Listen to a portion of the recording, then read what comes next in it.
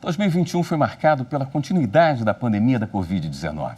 Os órgãos julgadores do Superior Tribunal de Justiça não só mantiveram a produtividade em nível elevado, como também deram decisões importantes com impacto em milhões de processos em trâmite no país e na vida cotidiana dos brasileiros. O Jornal da Justiça exibe nesta semana uma retrospectiva com as principais decisões do STJ ao longo de 2021.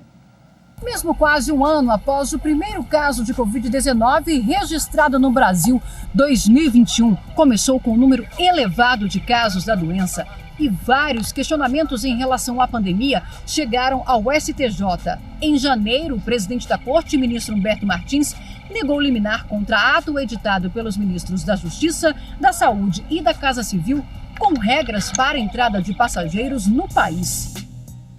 O ministro Humberto Martins negou liminar em mandado de segurança, no qual 2 brasileiros que estão fora do país pediram a suspensão de trecho da portaria do governo federal, que exige que passageiros de voos internacionais com destino ao Brasil apresentem para a companhia aérea teste RT-PCR negativo ou não reagente para a Covid-19. A norma estabelece que o exame seja feito nas 72 horas anteriores ao embarque e entrou em vigor no último dia 30 de dezembro, em portaria assinada pelos ministros da Casa Civil, da Justiça e Segurança Pública e da Saúde. Os viajantes brasileiros estão na República Dominicana e alegam que estão impossibilitados de retornar para o Brasil devido à indisponibilidade de laboratórios na região para realizar o teste exigido. Por isso, a defesa pediu que eles fossem autorizados a embarcar no voo de retorno programado e realizassem o exame para a Covid-19 na chegada a São Paulo, em um laboratório dentro do Aeroporto Internacional de Guarulhos. Ao negar a liminar, o ministro Humberto Martins considerou não ser razoável possibilitar o embarque de passageiros sem atender às restrições impostas excepcionalmente e temporariamente pelas autoridades, em detrimento da coletividade. O presidente do STJ ressaltou também que a portaria não traz nenhuma ilegalidade ou abuso de poder praticado por autoridades públicas. O mérito do mandado de segurança será julgado pela primeira sessão. A relatora é a ministra Suzete Magalhães. Em fevereiro, o ministro do STJ, Sebastião Reis Júnior, negou o pedido de habeas corpus para suspender decreto que determinava toque de recolher na Bahia.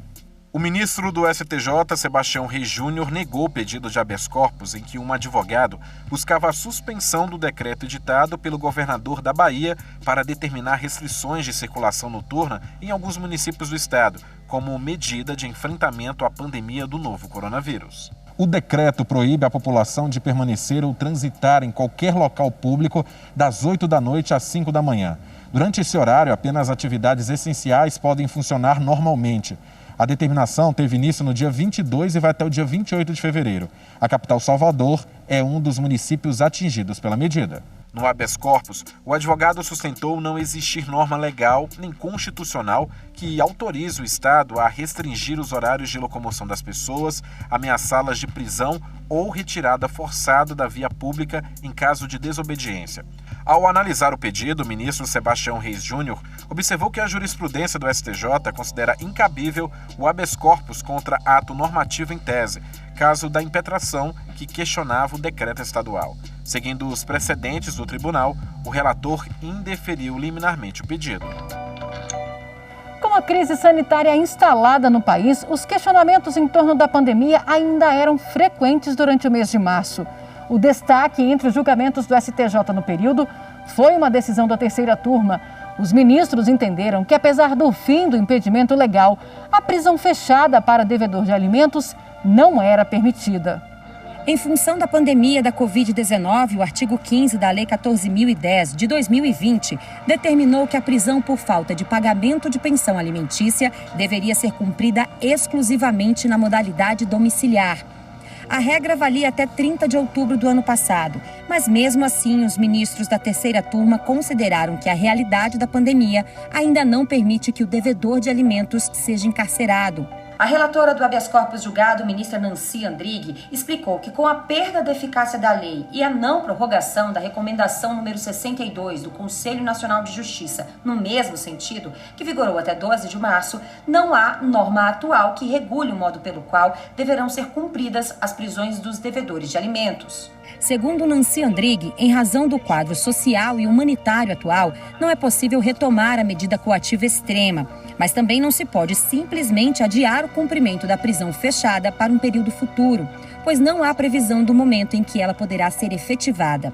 Assim, ao ponderar sobre a inviabilidade de se considerar automaticamente a aplicação do regime domiciliar a todos os casos, a relatora defendeu ser necessário tratar o tema de forma mais flexível.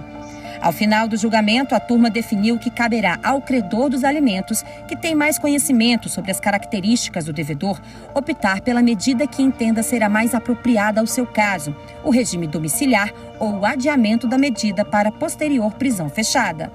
E com a melhora do cenário da pandemia, a terceira turma do STJ reviu esse entendimento em dezembro e entendeu ser possível a retomada gradual do regime fechado nas prisões civis por dívida alimentícia.